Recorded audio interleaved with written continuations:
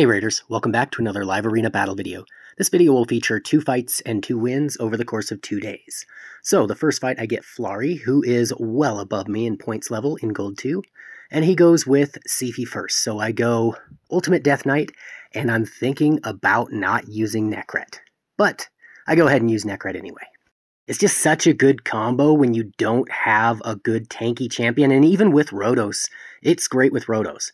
It screams, I don't have Taurus when you go Nekhret. But not that many people have Taurus. Taurus is not that common of a champion. So I'm going to go Duchess and Wukong. And I'm looking at having to... For a minute, I thought about, should I just try to fight through the cooldowns? I mean, Ronda's not that strong. I could maybe ban the Siphi, but let's see what he goes with. And at this point... Duchess is not great for fighting through cooldowns because if she gets put on cooldown, it's a long time to get back around to her revive in case anyone dies. So she's not great. Now, if everybody can stay alive, that's fine. So they go Cardiel again. So this is my 3rd straight fight with Siphi and Cardiel. And they go Bombs, which is a really strange one. So of course I've got to ban the Yumiko. And I'm going to go with Xena. So I'm double countering Siphi. And the combination of Xena and Ultimate Death Knight is a really good counter to Siphi. It really shuts down both sides of what Siphi does best. So he's going to get rid of Nekhret, hoping that he can just bomb me away. My Duchess has about 650 or so resistance. Not amazing, not enough to resist cooldowns in general, but enough to resist almost any bomber who does not have increased accuracy. So Siphi will go first and kill my Xena. That was some good luck, getting the 15% there, and then they'll take out my Wukong. I'm really not phased though. I'm just going to wait, and he's going to spend his bombs here in a second. Got 1 on UDK, which is probably not enough to kill him. Wukong's back, and steal some buffs. Then I'll go ahead and bring back the Xena. And Ultimate Death Knight is about to... Actually, that was his first hit, so he didn't have any issues.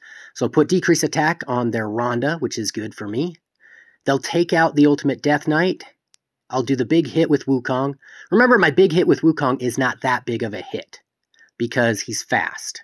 It's still enough to get the job done, though, and I take care of this team pretty much with ease. So that pops me up over 3,400.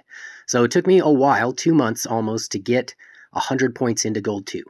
So the next day, I go in for another battle. So I get Asmodeus, who is well above me again in points ranking. I'm going to go first, so I pick Wukong. He goes Duchess and Taurus, which I am not thrilled about seeing that. Duchess is, in my opinion, just as good, if not better, than Siphi. Probably not better, but just as good as Siphi paired with Taurus. Where Siphi is better is paired with Taurus and Marichka, because of Siphi's full turn meter revive on Marichka, if need be.